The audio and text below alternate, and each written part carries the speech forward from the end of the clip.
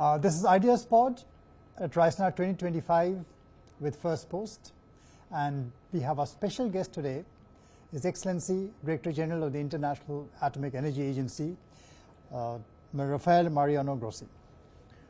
Good to Director General Grossi, welcome to Raisina 2025 Ideas Pod. Energy is a hot topic today, and energy has become very much enmeshed in the geopolitics of the hour. Yes. We've seen energy being used as a weapon. We've seen flows of energy being disrupted, whether by the Houthis in the Red Sea, or in the case of Nord Stream 2 by an act of sabotage. So energy is definitely being weaponized.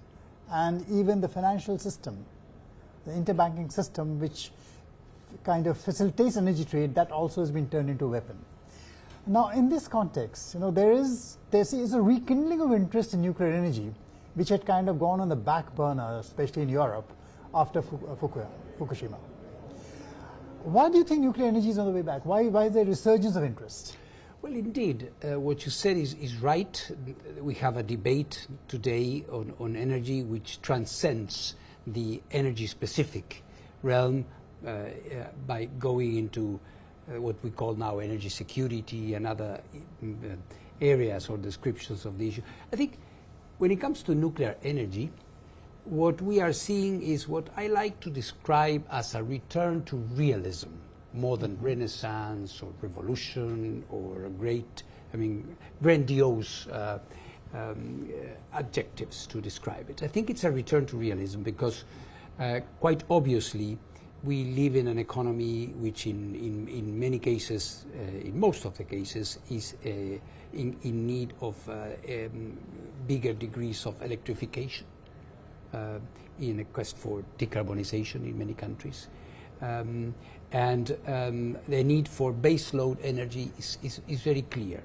Nuclear energy has always been there, and there is a realization, which was quite evident at the COP28, the Conference of the Parties of the Climate Change Convention in Dubai 2 years ago, when in the final document you would find a very unexpected formulation with every country, not only nuclear countries, said nuclear energy must be accelerated alongside renewables. So this was a first. It was almost a Copernican moment since nuclear energy was, as you said, the back burner or even ostracized by some. What we see now is enormous interest and growth. In India, growth, real growth. In China, in Japan, return, big time. In North America, in Canada, in parts of South America, and even in Europe, where you have the only case of phasing out after a sort of conventional wisdom that people were moving out. In the end, it was only one country that phased out, and it lends itself to an analysis in and by itself. We are not getting into that, but we see in many countries this. And interestingly, when you combine this with your premise of the energy security, it's obvious that we see an intense interest in nuclear energy in Central and Eastern Europe. Czechia, Slovakia, Slovenia, Romania, Bulgaria, Hungary, and even Poland, which was the only country in that part of the world which had not introduced nuclear energy. And this has an obvious energy security connotation because of a previous energy mix where gas coming from the east was prevalent. So we see all that, and we see different drivers for this, which is a fact. So a healthy dose of realism, you were saying. Now let me get back to the realism question. See, fossil fuels at least were better distributed. Now, as far as nuclear fuels are concerned, there's still a concentration, if you talk about production, in key countries. Maybe Ukraine, Australia, a few others, which really control 2/3 of the trade in uranium. Uranium. Yeah. So how does this look for energy security when fuels can be weaponized, the supply is disrupted, and nuclear has always been a subject of geopolitics because of non-proliferation concerns and everything else. So does this not add to the uncertainty, the insecurity, rather than the safety of nuclear energy? Well, when you look into the uranium production, there is no shortage of uranium at the moment. There are some people who are speculating about the tripling of current nuclear capacities and whether that would happen by 2050, and they No, I'm not even talking about quantities of the enough quantities You're talking of about oil. I'm talking about the geopolitics of it, and I'm talking about concerns, issues, embargoes. In the case, say, there are so-called proliferation fears, going into the wrong hands. No, there's a whole lot of other geopolitical when it comes concerns to with nuclear. Let's go one by one. When it comes to non-proliferation, of course, this is one of the raison d'etre of the IAEA.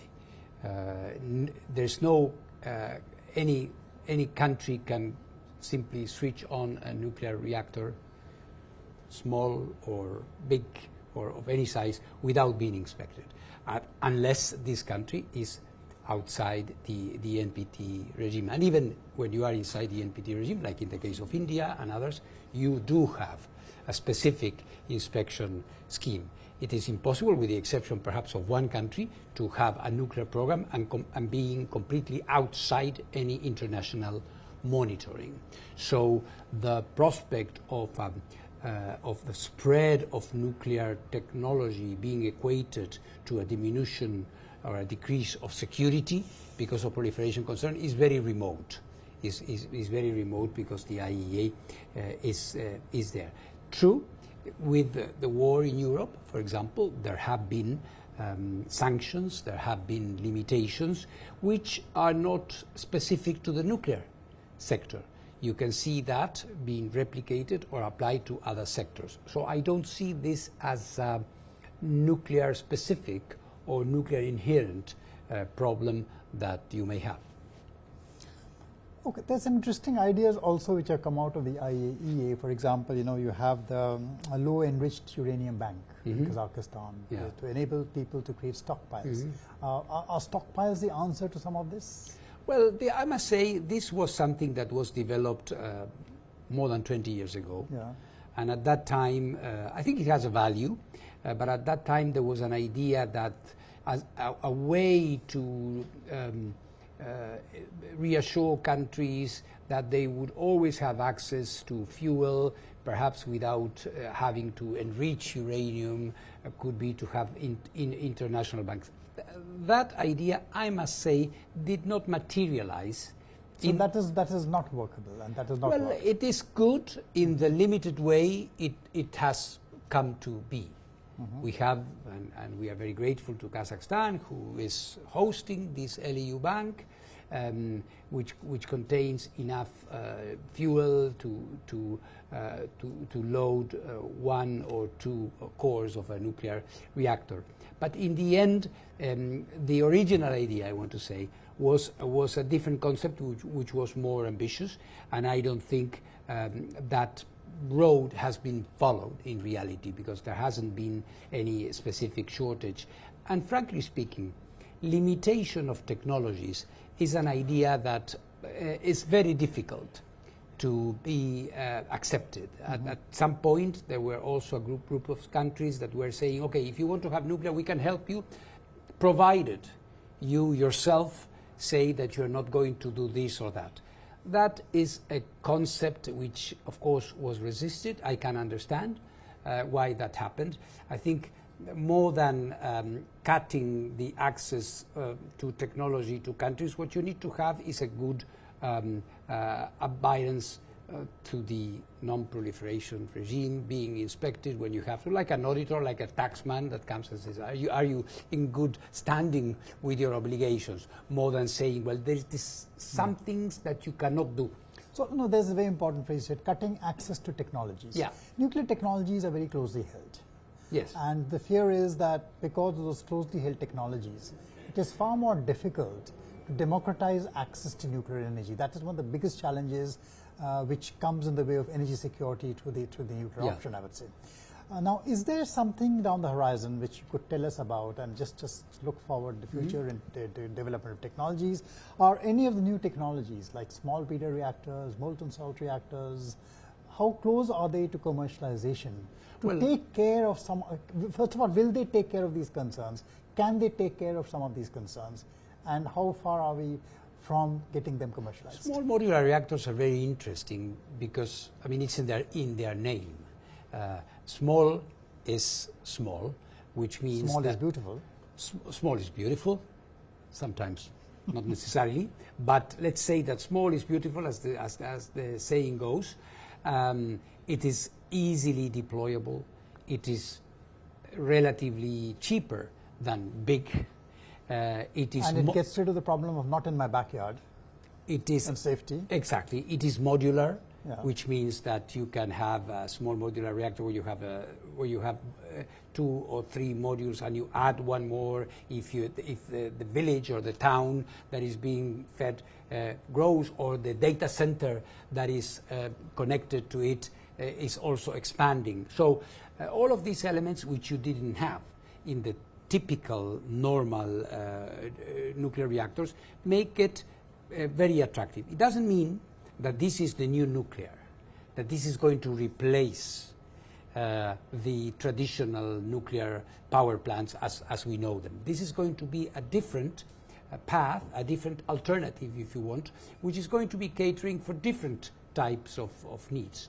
Desalination in some countries, access for example, in very big countries like India, where you have remote places which might not be well connected to the grid, you can have a small modular reactors. Or in Siberia, or I don't know, in Patagonia, in my own country. So in remote places, or related to specific functions, like data centers or steel, or very interesting to shipping.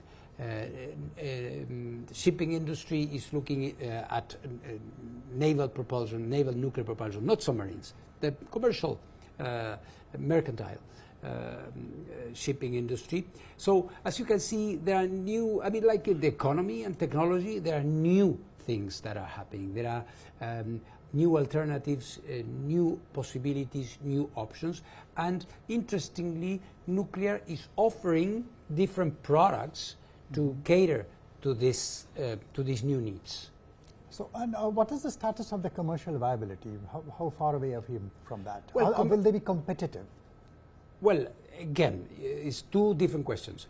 In the first place, I think we are not seeing them yet. They are in the process. Some of them we do have in Russia, in China, which were more for demonstration purposes because they are not intensely looking into that, although they have the technology. For example, in the case of Russia, you have floating nuclear power plants, which are very interesting. Some African countries are looking into that, for example. It's very interesting. So, but in general, here in India or in Western Europe or the United States, what we have are designs that are being developed. They have to be licensed. Nuclear licensing takes a little bit of time. So for the first of a kind, FOAK, for the first of a kind, it might take 6-7 years. Once you have a first of a kind, the nth of a kind, it's going to be, and that's a little bit the business model. Once you have a modular, it's going to be like the commercial aviation air industry, where you are going to have like turbines that are fabricated in series. What about alternate fuel cycles away from uranium? You know, thinking in terms of thorium, thinking in terms of fast breeder reactors, you know, which use different. They are all interesting. I think thorium has historically been of great interest in India because of the availability of the mineral here. The reality of the market is at the moment it's still the cycle is still centered around uranium, but thorium has every possibility. I think it's a matter of scalability and money more than anything else. but even this can change. So I see very good prospects. In terms of other non-traditionally cooled reactors like molten salts and others, there are different models. There's high temperature gas cooled reactors, there's molten salt. They are different. I think all of them are viable. We are seeing them. In Russia there will be one. In India we have one. So I see these as alternatives that the industry is developing, and as proof again of the innovation that you see in nuclear. Some people say nuclear is an industry of the 1940s. Of course, this is not true. As we can see, there are all these different alternatives that you have to have fission that can be metered. So do you see nuclear as the energy of the 21st century?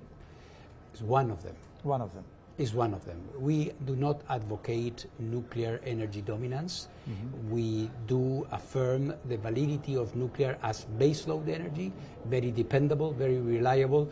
We are going to be having reactors. The reactors that India is commissioning now will be here for almost 100 years.